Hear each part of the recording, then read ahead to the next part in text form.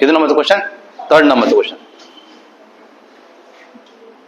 बघा 3rd नंबरचा जो क्वेश्चन आहे काय दिलेलं तुम्हाला काय दिले याच्यामध्ये 3rd नंबरच्या क्वेश्चन मध्ये water flows into the container 1000 liter at a rate of a 180 plus 3t gallon meter per minute for an hour. एका तासात किती minute 180 plus 3t gallon per minute जाणार आहे. Where is the t is the measured in minutes.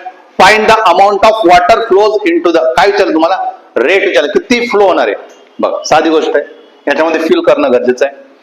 त्यांनी असं म्हटलंय याच्यामध्ये काहीतरी असं पाणी पडतंय एका मिनिटामध्ये, सपोज एका मिनिटामध्ये 10 लिटर जातंय 10 लिटर, तर 20 मिनिटात किती आहे? 20 मिनिटात किती जाईल? 200 लिटर. हे तर कळतंय ना? तसंच नाही त्यांनी फक्त 1 मिनिटात 10 लिटरच्या ऐवजी फक्त त्यांनी काय दिलं? इन टर्म्स ऑफ फंक्शन दिलंय. इन टर्म्स काय दिलं? फंक्शन दिलंय 180. आणि किती याचं सांगितलं त्यांनी?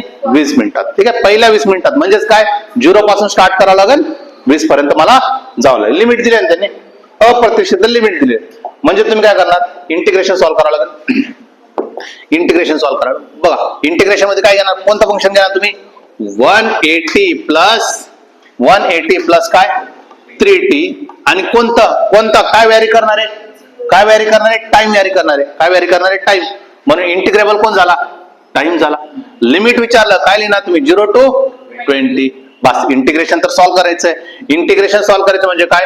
180 into dt plus integration of 3t into dt. 180 into dt म्हटल्यानंतर काय? 180 into t प्लस किती? 3t square divide by 2. आणि यांचे काय लिमिट आहेत तुमचे? लिमिट काय? 0 to 20. 0 to 20. Upper limit minus lower limit आपण पुट करत असतो ऑलवेज.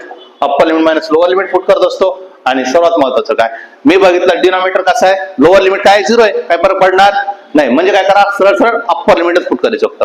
म्हणून मी काय केलं? 180 इंटू काय केलं मी? डायरेक्टली 20 केलं. कारण की लोअर लिमिट काय 0 आहे. 20 मायनस 0 0 राहणार आहे. इथं काय होणार? 3 आणि हा 2 बाहेर काढून घ्या. म्हणजे एकदा टी ची व्हॅल्यू काय टाकायचं आपल्याला? 20 चा काय झाला? स्क्वेअर. म्हणजे किती झालं? 18 18 2 32 म्हणजे किती झालं? 3200 आणि प्लस किती होणार? 3/2 आणि इंटू किती? 20 चा गुण करा. 18 2 36 आणि 3/2 हे किती होणार आहे? 400. मग किती झालं तुमचे? 200. म्हणजे किती झालं? 3600 प्लस 600 म्हणजे किती झालं? 4200. ठीक आहे, किती? 4200. म्हणजे ऑप्शन नंबर काय?